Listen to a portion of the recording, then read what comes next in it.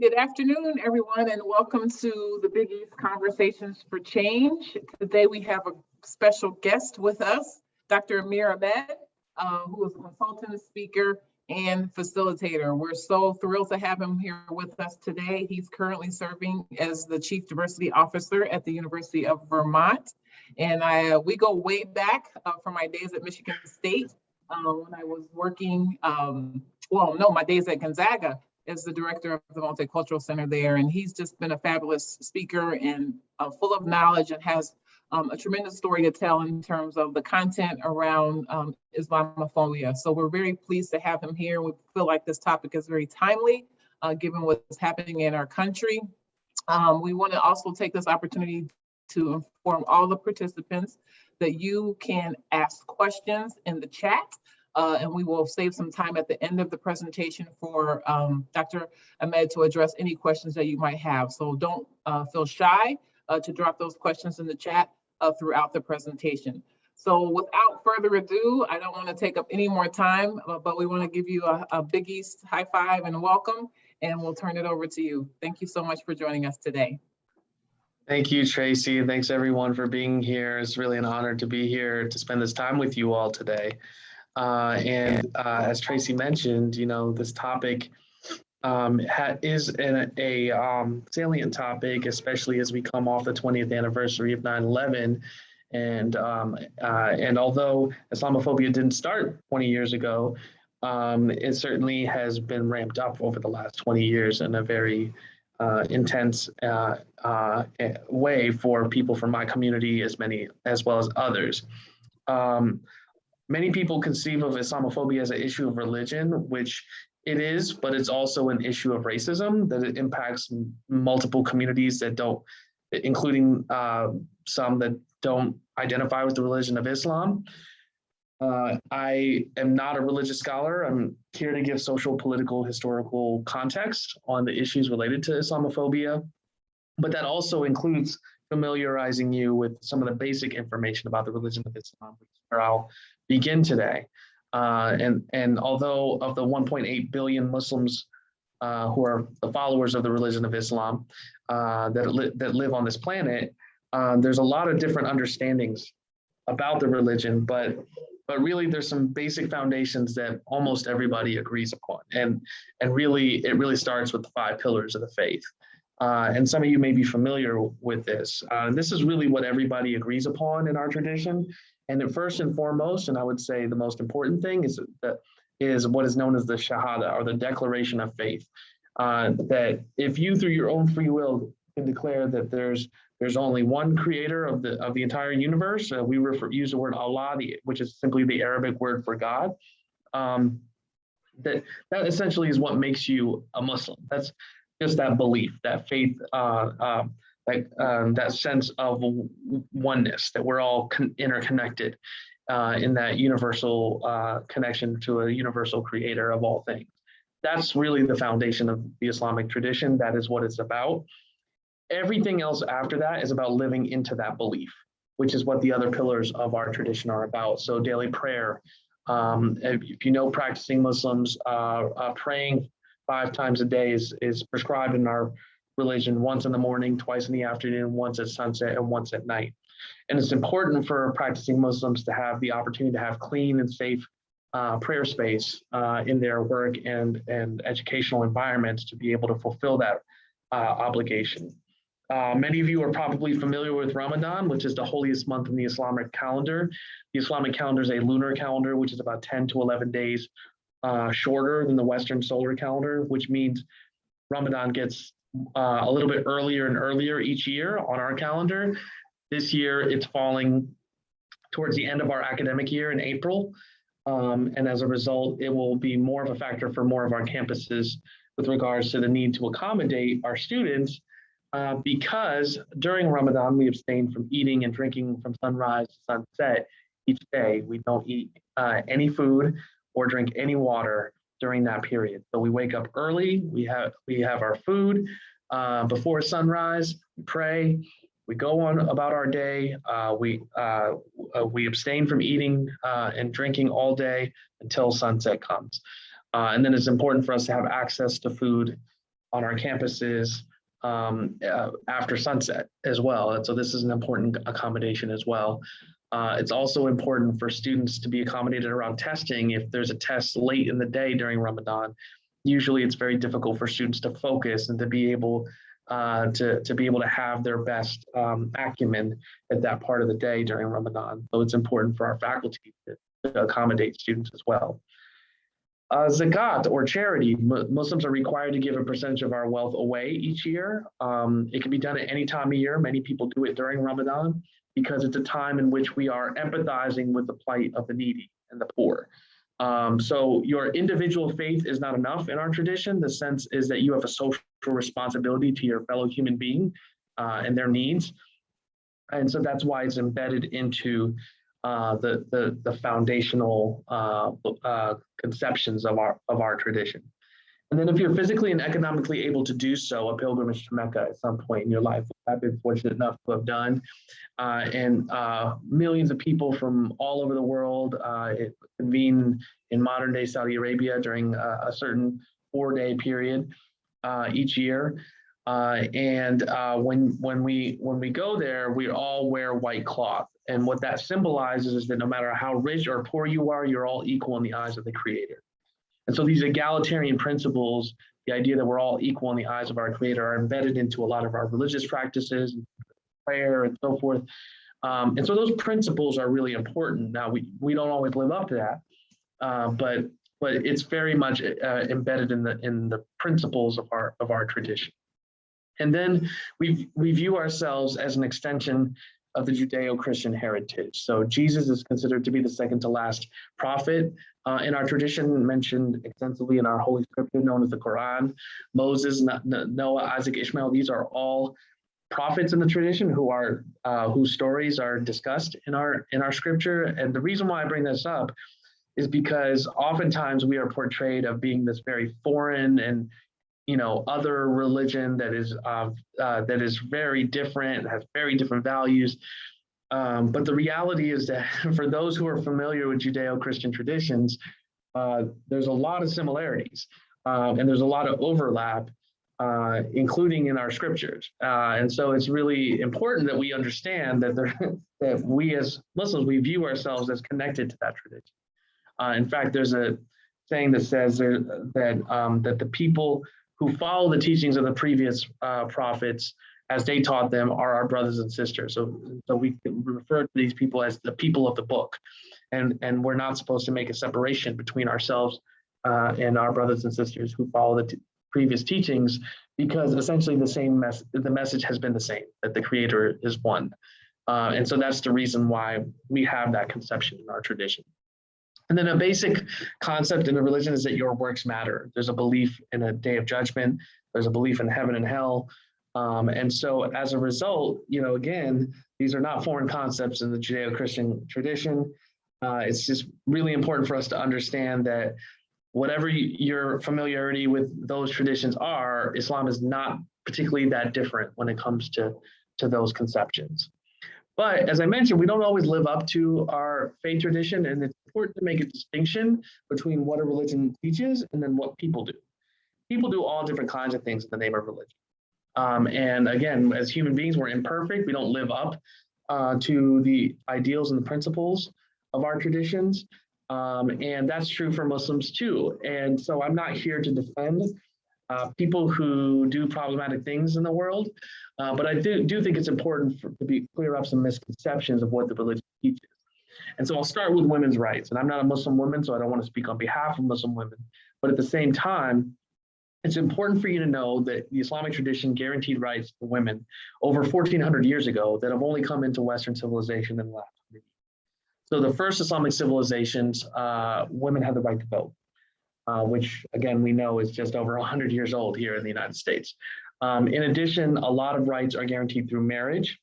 And so our marriages are referred to as nikah. It's a legal contract agreement of two free-willed equal parties coming into legal agreement. And at the time of marriage, there is something known as maher. Now, you may be familiar with dowry in many cultures. Most cultures, dowry is a set of wealth from the woman or the woman's family to the man or the man's family.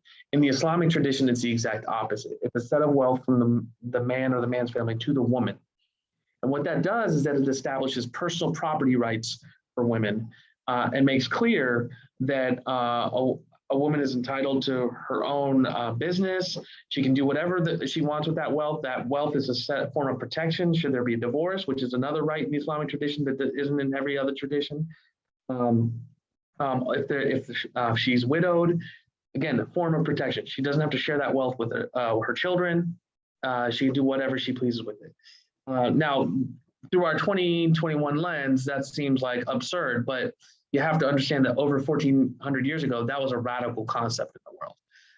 And so it's important that we understand that. And then the big elephant in the room is the perception that Islam is a violent religion. And our response as a community is that no, Islam means peace through submission to God, that it by definition means peace. But many people say, well, what about this concept of jihad? I've heard a lot of it. In our media, it's oftentimes referred to as holy war. This idea that we as Muslims are compelled to holy war. Well, first of all, it's important to know that jihad does not mean holy war. Jihad translates in English to struggle. And there are two types of jihad. There's a greater jihad and a lesser jihad. The greater jihad is a spiritual struggle to navigate the moral and ethical dilemmas of daily life and make good, conscious, ethical, moral choices, right? The lesser jihad is a more physical interpretation of the term. And the idea is that when one is under attack, you have the right to defend yourself, your family, and your community. And so I want you to think about our laws here in the United States. Is the penalty for murder in self-defense the same as premeditated murder? No, right? It's the exact same concept, right? The idea is that when one is under attack, you have the right to defend yourself, right? And so again, this is another example because our laws are connected to Judeo-Christian values in the United States. This is another example of how some basic concepts in the Islamic tradition are very similar to Judeo-Christian concepts, right? So what overwhelmingly scholars agree is not justified under jihad are unprovoked attacks, especially against non-combatants, right? And so that's really important, but we know that there are extremists in the world who use that concept and manipulate it for their own agenda. And so it's important for us to be able to understand the difference between what the teaching is and then how people manipulate that concept. There's also a conception that Islam is an anti-Semitic religion. When I say this, a negative attitude towards Jewish people, even though non-Jewish Arabs are actually also Semitic people, but so it's not really a perfect term, but this is the term we use. But many people point to places like Israel and Palestine, and they see the conflict there, and they view that as a conflict between Muslims and Jews, which is not the case. That conflict is about a nation state, state of Israel, and the people of that region. Now, who are the people of the region? Well, part of it are Palestinians. 20% of Palestinian people are Christian. Part of it are the Lebanese people.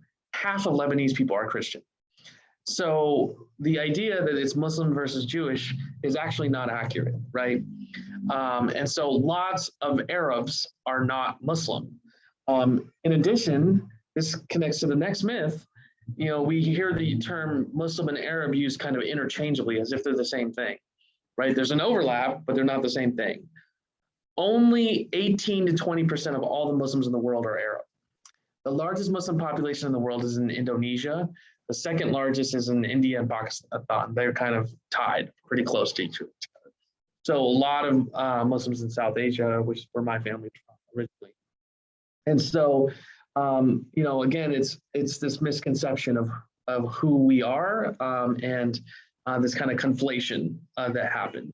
And then lastly, there's a perception that our religion is inherently anti-American, that as Muslims that we won't adhere to the laws of the United States, we don't believe in the principles of the United States. This is the narrative that gets said about us.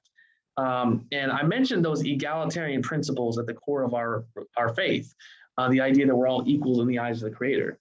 Now, I want you to think about American democratic principles, the idea that we're all equal in a society, we have an equal voice, one vote. Now, you could say we don't live up to that as Americans either, right? And so Muslims don't live up to their own values a lot of times, and Americans don't live up to our own values all the time. And so, but if you think about the core principle, they actually go together quite nicely, which is true in my experience of the vast majority of American Muslims that I've ever met in my life, is that those things go together quite nicely. But we're kind of framed as being at odds with being fully American, that, you know, that somehow our beliefs are in conflict with being fully American. And a few years ago, the Public Research Institute did a poll in which 56% of Americans thought that Islam is at odds with American values. And so again, it's not a small sentiment that exists in our country, that somehow we are at odds with American values. And so it makes it very difficult to be an American Muslim, because it's kind of framed as this contradiction, almost like you can't be both, even though millions of us are. So it's important to learn a little bit about the relationship between religion and culture, right? The reality for most people is that they're taught their religion in a context, in a cultural context, right? And so for me, because my family's originally from India, I was taught Islam within the context of a South Asian Muslim cultural immigrant space. And we had our cultural traditions, and they very much blur and blend with our religious tradition. So an example would be our weddings. So if any of you have ever been to an Indian wedding, you know, the ritual is like the woman is going into the man's family. And I know this is all very heteronormative, but, you know, this is the history of our tradition. And the ritual is that, you know, she's supposed to look sad. She's going on to this other family. And that's kind of the ritual. And she takes the name of that family. You know, this is an influence culturally from Hindu traditions, which are the majority in India. Now, a lot of my Muslim friends are converts, white American, Black American Muslims. And I noticed that a lot of my friends who are women had a different last name from their spouse. And when I was 26 years old, I asked a friend, I said, you know, why did you choose to keep your last name? And she's like, well, that's the Islamic tradition. And I'm like, no, it's not. It's the woman going into the man's family. She's like, no, that's your culture. The Islamic tradition is two equal parties coming into agreement, not one person going into the other. And I said, I was 26 years old.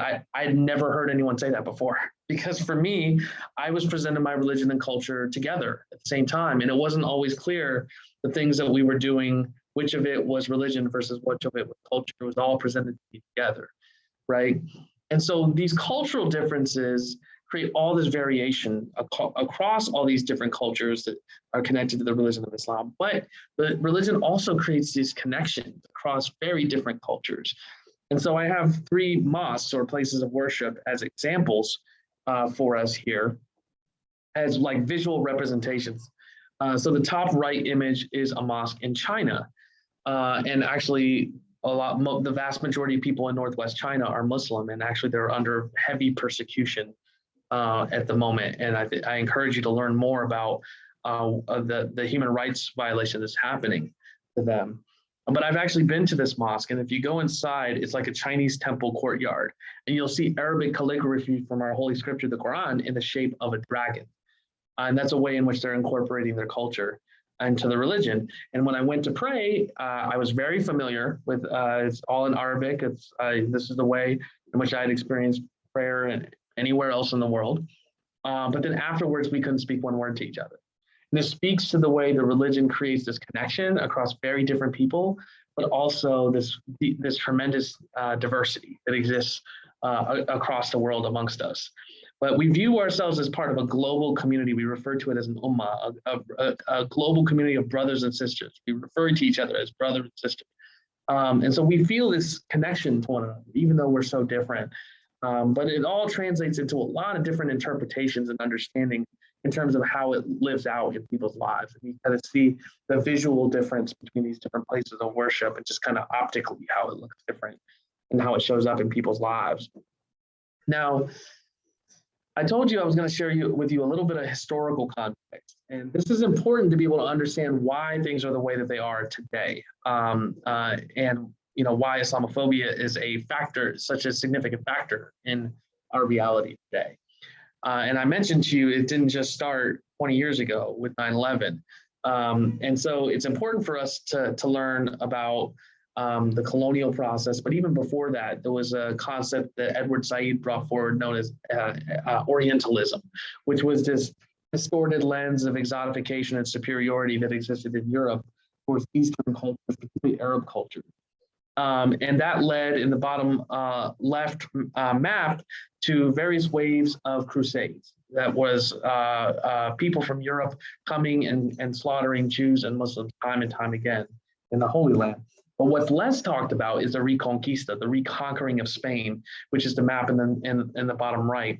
And if you see that green territory, that was the land of the Moors. They were African and Arab Muslims, and they had the most advanced civilization in the history of the world for 700 years, advances in mathematics, science, pluralistic, inclusive of Christian and Jews and others. And there was various propaganda in Europe, particularly in Rome. Various popes declared the Moors dark-skinned subhuman savages that needed to be ridded from Europe. So there was propaganda. And so you see that green territory diminishing over time. That was the process of the Reconquista, the pushing out of the Moors from Europe. And that process was completed in 1492, the spring of 1492. Well, what happened later that year? Christopher Columbus sails the ocean blue. Now, Isabella, Ferdinand, they send Columbus and various conquistadors following to the quote unquote New World. And what did they conceive of the indigenous people here? They conceived of them as savages, right? The concept of the dark-skinned subhuman savage was cultivated in the process of taking back Spain. And that launched an era of colonialism in which we know the story. Europeans went all over the world and colonized the world, divided ethnic groups, extracted resources, exploited labor in horrific ways. But as we go into the 20th century, we had an era of post-colonialism in which Europeans started to figure out that people didn't like to be ruled by them. And so what they did is that they would split groups apart across borders, elevate certain groups over others, appoint a dictator that would continue to allow them to extract the resources out of their land.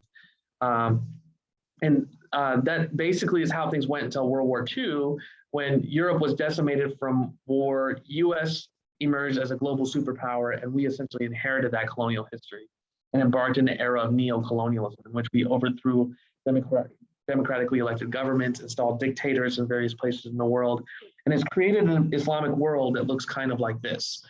Now, when we look at a map today, we're like, okay, yeah, that's the way the world looks. But if you looked at a map just over 100 years ago, it would have looked very different. Because we didn't have these concepts of nation states with hard borders in which you needed a passport to cross the border, right? There was no such thing as a passport.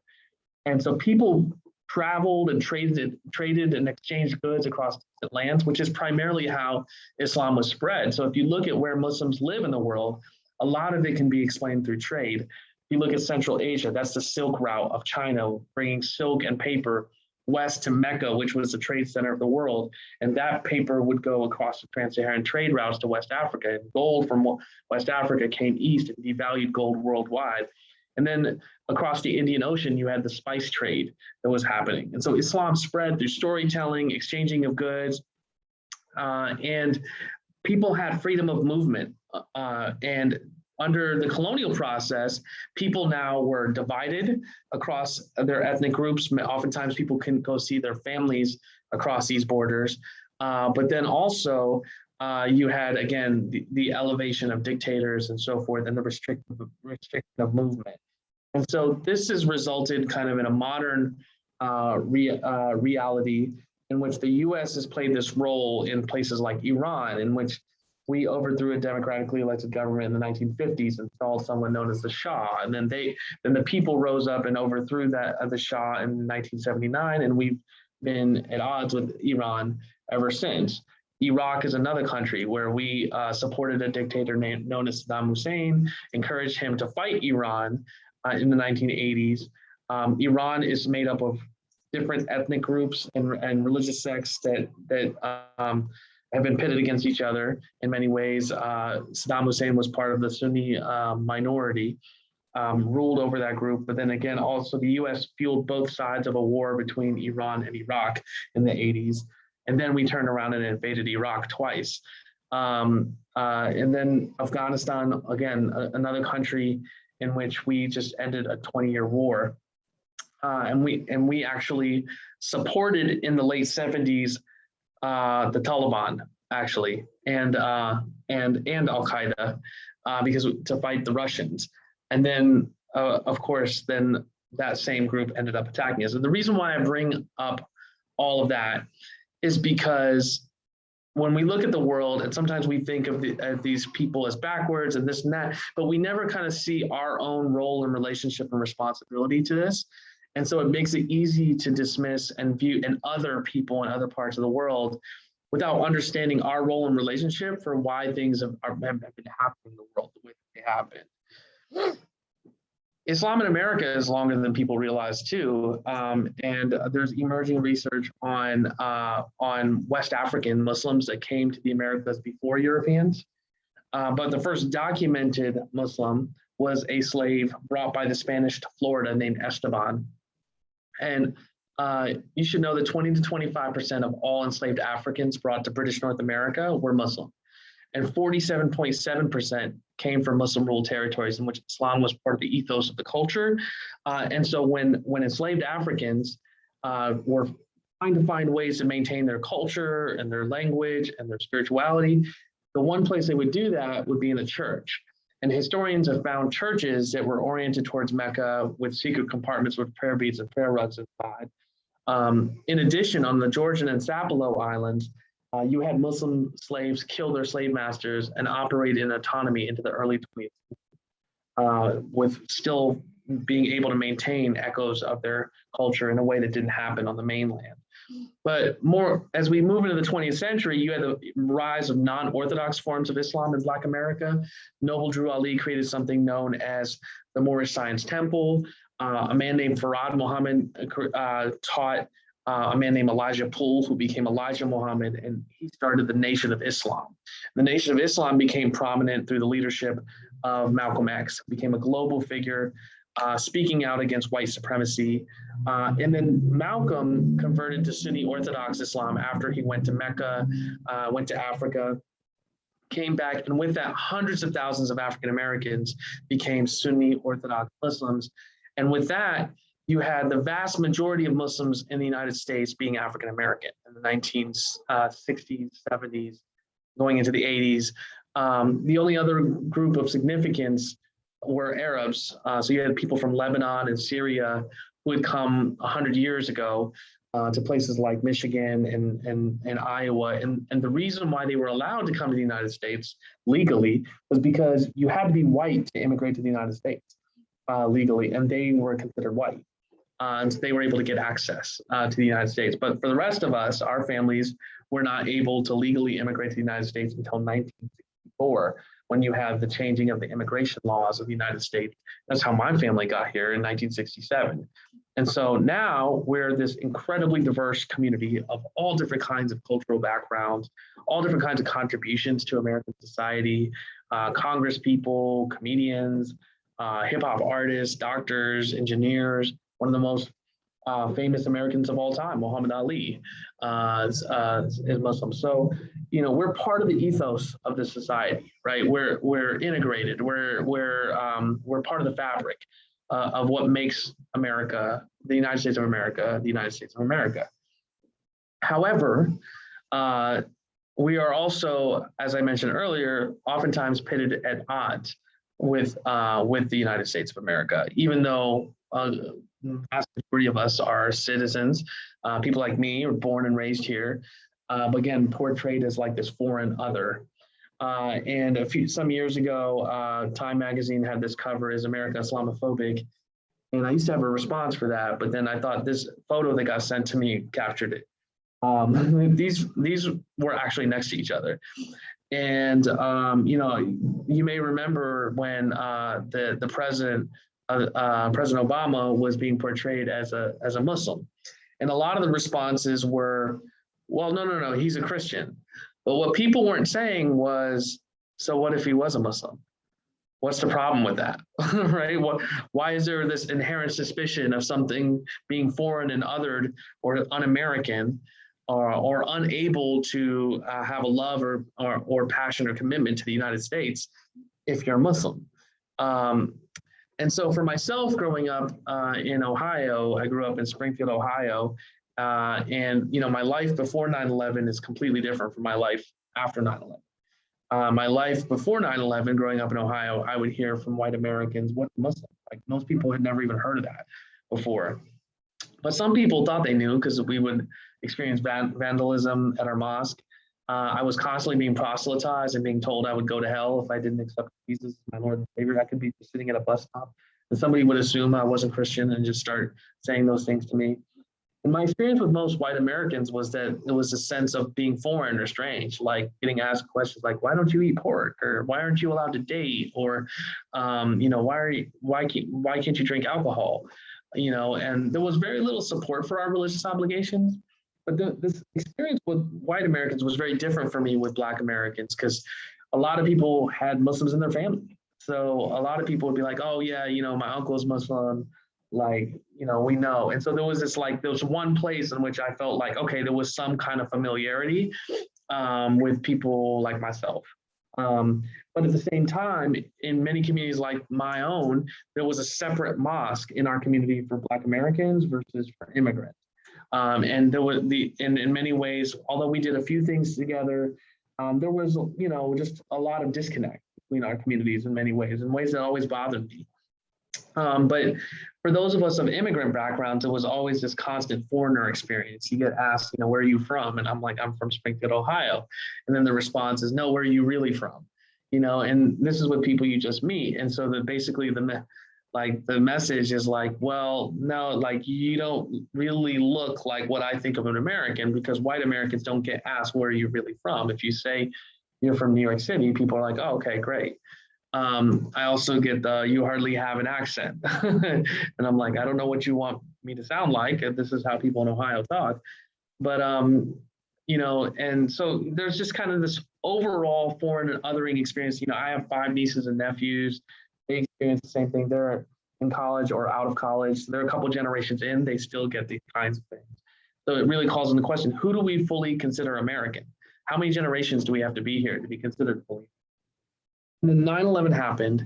And as I said, it's just like 2 different lives. This sudden focus came on our community. And there has been hate crimes, threats, harassments, surveillance, investigations.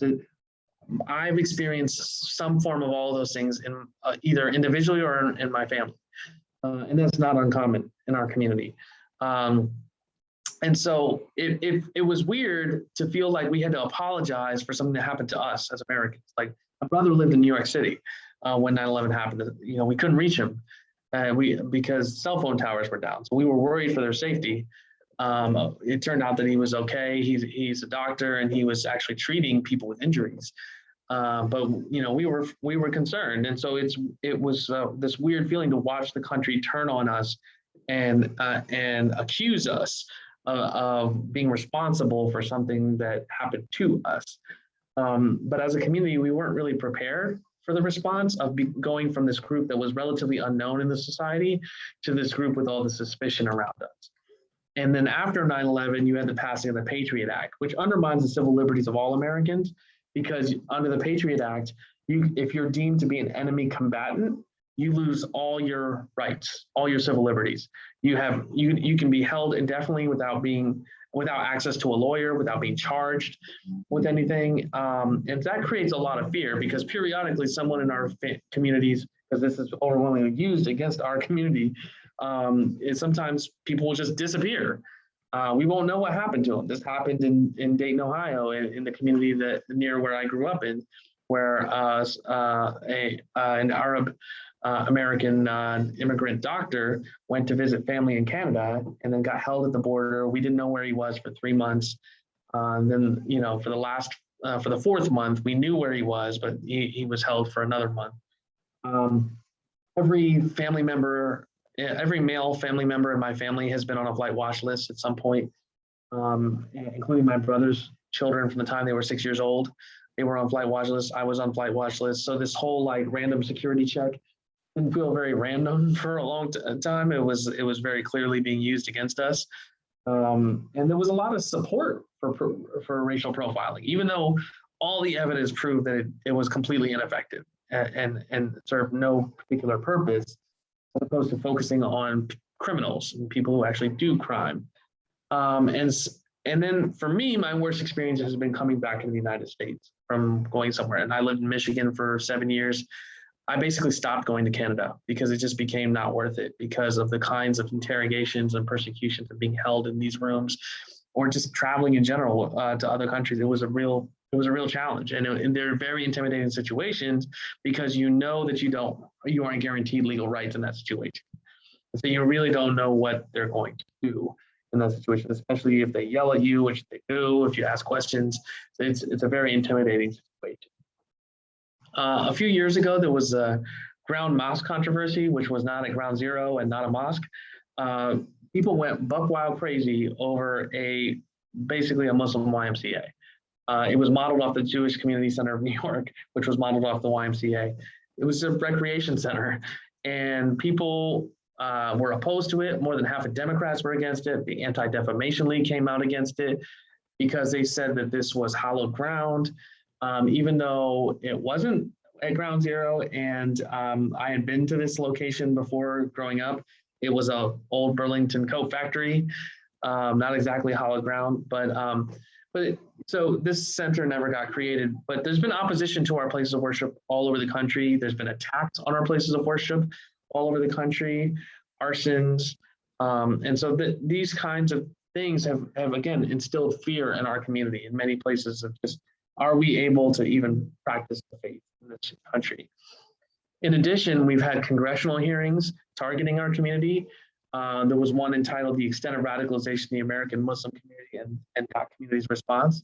You should know that as a demographic, American Muslims commit less crime than any other demographic in the country by far. It's not even close. It's a little weird how little crime we do.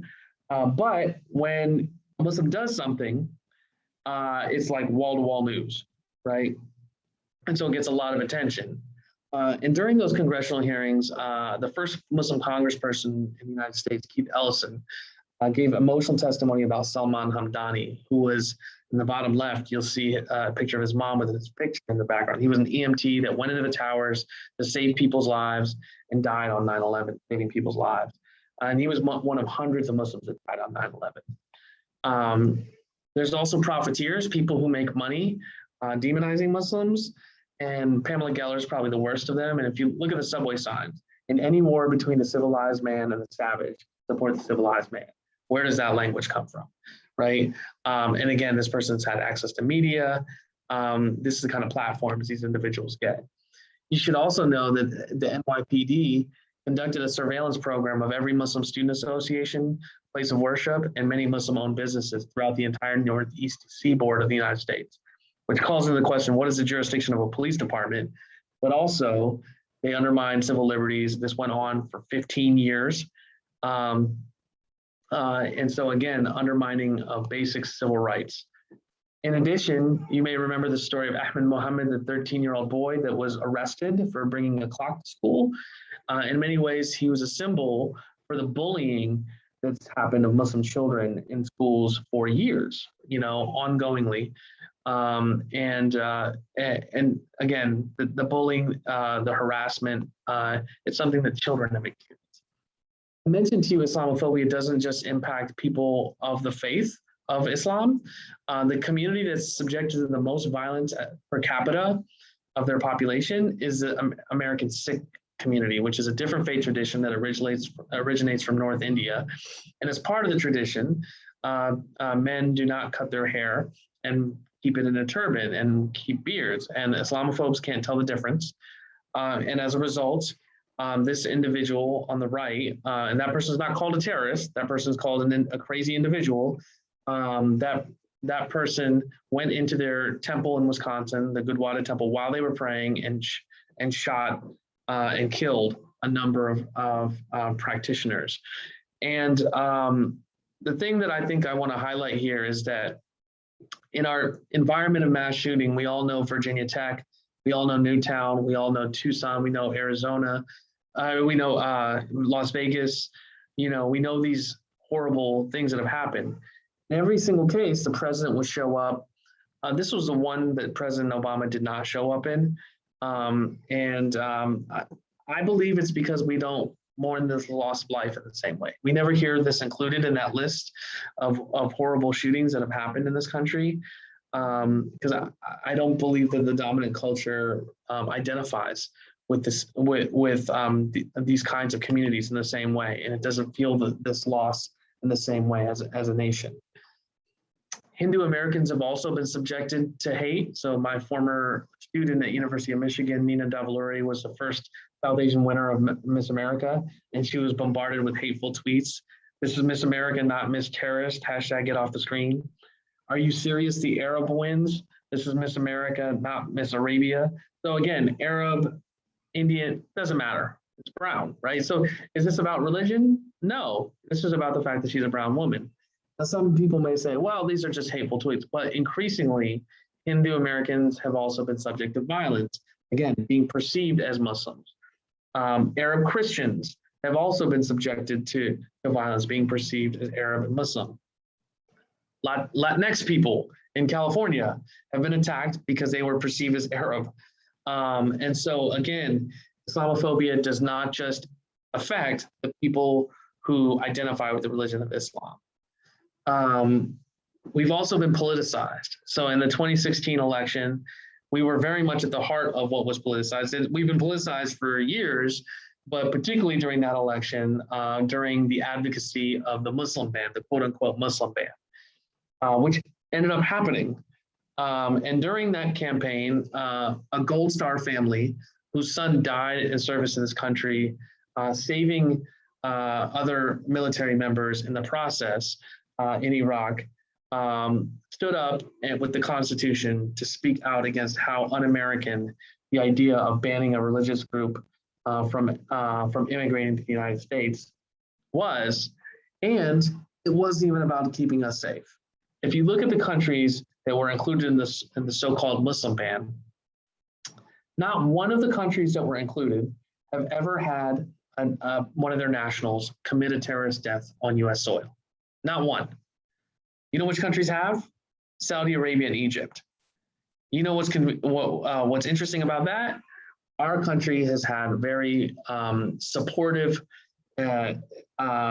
policies and relationships with these autocratic regimes. Saudi Arabia, again, wealthy oil country, our coziness with the Saudi royal family. Egypt, we supported a dictator, Hosni Mubarak, for over 30 years. And there have been many nationals from those countries that have committed terrorist death in the United States. So is it about keeping us safe, or is it about really just messaging this demonization of Muslims and that we're keeping them out? I've talked a little bit about our misrepresentation in the media, and part of how that's happened for so long is that we've oftentimes had little representation in the media. And it's only in recent years that we've started to see more, like people like Hassan Minhaj, a comedian who had a show called Patriot Act on Netflix that, kind of spoke brought a voice from our community into more prominence of like what our experiences are, what our perceptions are, what our concerns are, amongst other communities as well, not just American Muslims. We also now have two Muslim congresswomen for the first time, and so we're starting to get more representation in that way. But in addition, we continue to be subjected to violence, and the thing is that when violence gets directed against our community, it hardly is a blip on the radar in our media. And so this is a bombing that happened in Minnesota, barely got any coverage. And I just want to contrast that to the response that happened in New Zealand when a mass murderer killed a number of people in a Christchurch mosque there, and it was an entire national response of solidarity and mourning. And again, there's just this contrast between, again, the loss of life in a country like that versus what I feel like I've seen here in the United States. And so in recent years, there's been increase in hate crimes directed against us. It's been directly connected to the political environment as well. And so that has not waned. Even 20 years later, this is still very much part of our reality today. And so as I wrap up, I want to leave you with a famous quote from World War II, in which it says, "They came first for the communists and I didn't speak up because I wasn't a communist. Then they came for the trade unionists and I didn't speak up because I wasn't a trade unionist. Then they came for the Jews and I didn't speak up because I wasn't a Jew. Then they came for me, and by that time, there was no one left to speak up." Our community needs allies. We need people to stand with us, to learn about our experiences, to learn about our realities, to recognize that we're all connected when it comes to these issues of discrimination and bias in our society, and hate, and that we have a lot of work to do. And so we have to build these alliances. And so I hope that you were able to learn something from me sharing this context with you. And I look forward to engaging you in some Q&A right now. And just if you want some more information on this topic, here are some resources. And I'll keep this on the screen as we open it up for Q&A.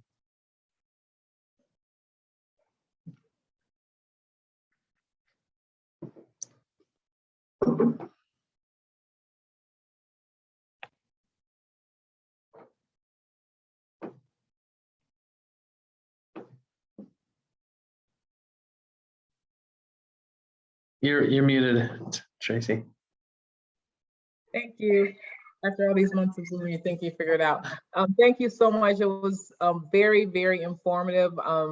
We'll wait for a few more questions to come in the chat, but can you speak to, while we're waiting on some other participants, can you speak to maybe some suggestions on how to interrupt some of the misconceptions that you might hear or in conversations just on a daily basis, right? Sometimes there are those microaggressions or just comments that people might laugh off, but can you address perhaps some suggestions to how to intercept or interrupt those kinds of biased conversations?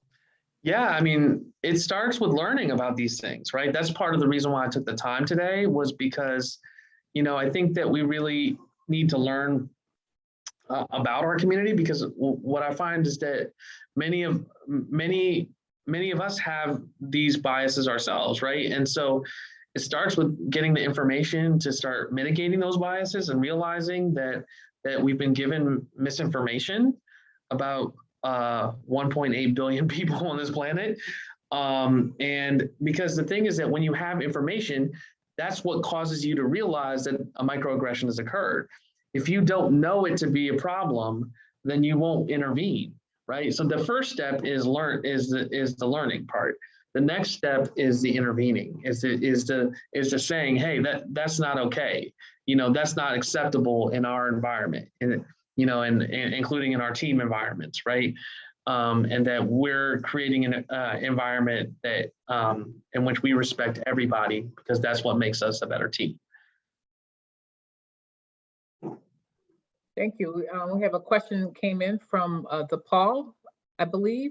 No, I believe this is Villanova. It says, alongside providing education and awareness, what supports do you believe we should provide for our student athletes?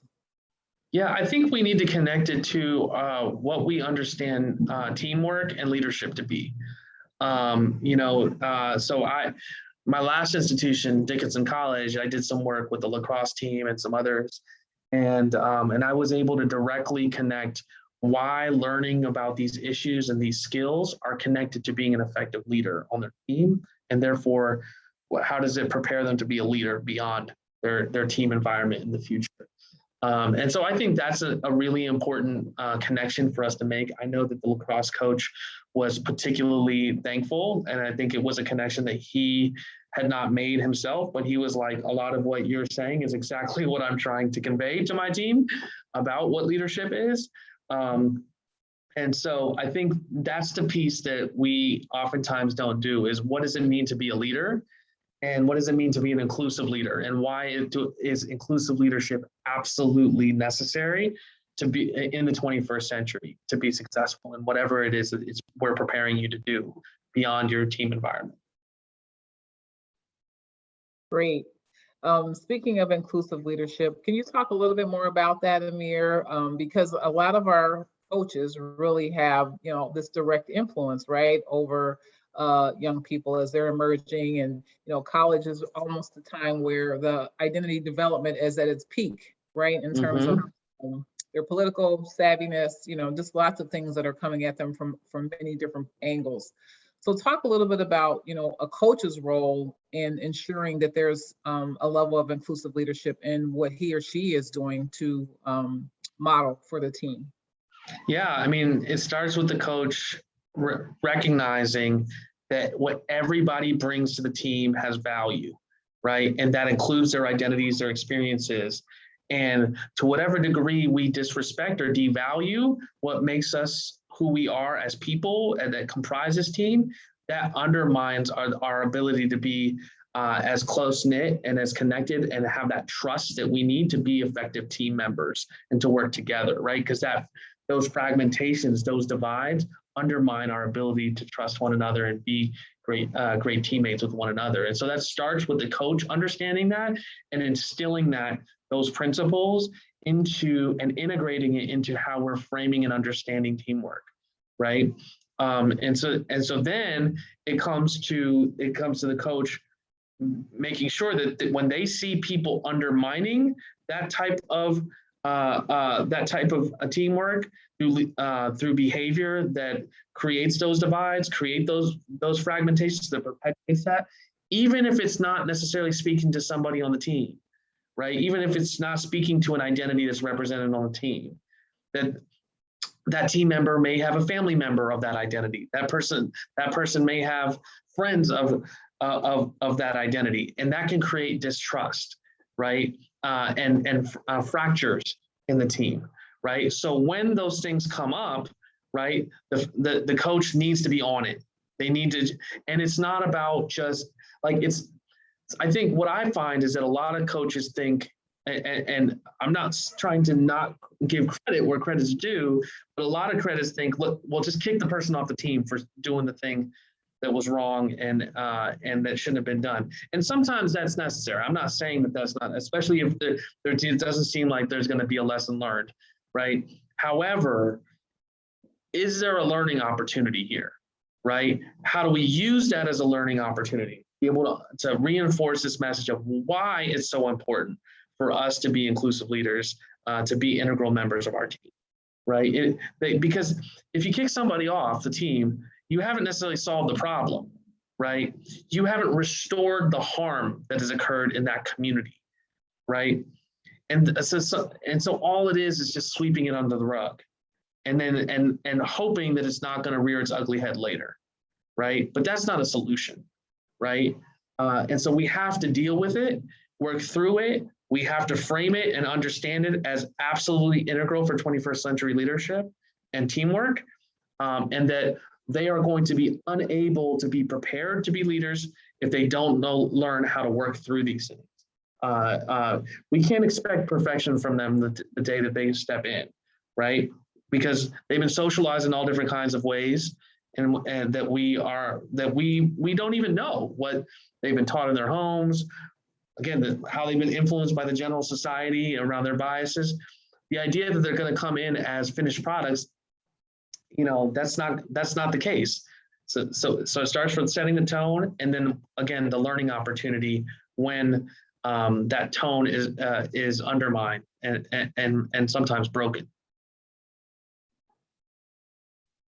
That's great information. And so hopefully, that will encourage others that are participating to take that to heart. And a lot of just real quick on this topic, right? So let's just say, well, there's nobody Muslim on my team. Okay, what does it matter? Well, maybe that person's friend is Muslim. Maybe that person's partner is Muslim. Maybe that person's cousin's a Muslim. Like, how's that person going to feel about you now? You just talked about someone who's a loved one for them. So I'm sorry, Tracy, but I just wanted to make sure I got that one in. Yeah, that's a great point. I was going to say a lot of the things that you were saying, like in between, I'm reading between the lines, you're talking about really having some courageous conversations, right? Mm-hmm. And so, that is kind of thrown around a lot. How would you, what are the elements of kind of having a courageous conversation in your opinion? yeah, we have to be able to acknowledge what's happened, right? And I think we need to be able to say that we're not having this conversation to shame somebody for being ignorant. We're not trying to let anybody off the hook either, right? But the goal, what is the goal? The goal is for us to heal as a community or as a team, for us to, and in an educational environment, for us to learn from our mistakes. So we have to set the tone from the beginning to say, we know that we're not perfect. We're human beings as teammates. We're going to make mistakes, all different kinds of mistakes, right? But how do we learn? How do we heal? How do we forgive? When that means we're going to have difficult conversation, right? About all different kinds of things, right? But that includes our identities and how we show up in the world, or how people that we know and love and care about show up in the world. Great. So Amir, as we kind of wind down here, put you on the spot, one piece of advice that you could leave the participants to, in other words, maybe disrupt the status quo. What one thing can they equip themselves with beyond knowledge to really help advance and dismantle Islamophobia?